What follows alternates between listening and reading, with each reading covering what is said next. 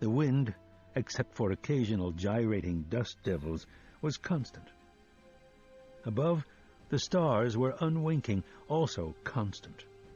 Suns and worlds by the million. Dizzying constellations, cold fire in every primary hue. As he watched, the sky washed from violet to ebony. A meteor etched a brief, spectacular arc below Old Mother and winked out. The fire threw strange shadows as the devil grass burned its slow way down into new patterns, not ideograms, but a straightforward crisscross, vaguely frightening in its own no-nonsense surety. He had laid his fuel in a pattern that was not artful, but only workable. It spoke of blacks and whites. It spoke of a man who might straighten bad pictures in strange hotel rooms. The fire burned its steady, slow flame, and phantoms danced in its incandescent core. The gunslinger did not see. The two patterns, art and craft, were welded together as he slept. The wind moaned, a witch with cancer in her belly. Every now and then a perverse downdraft would make the smoke whirl and puff toward him, and he breathed some of it in. It built dreams in the same way that a small irritant may build a pearl in an oyster.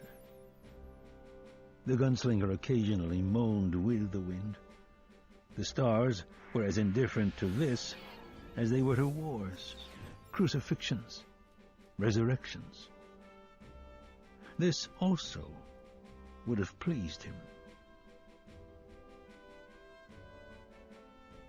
2.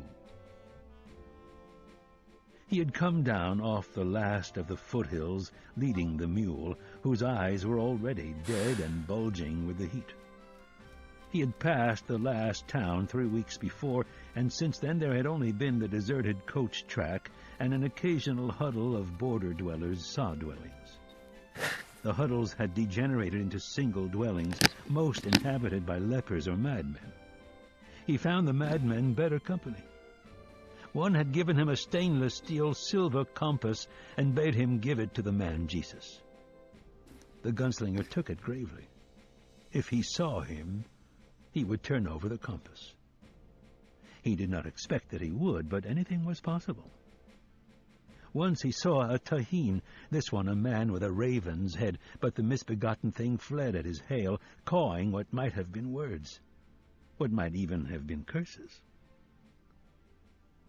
5 days had passed since the last hut, and he had begun to suspect there would be no more when he topped the last eroded hill and saw the familiar low-backed sod roof.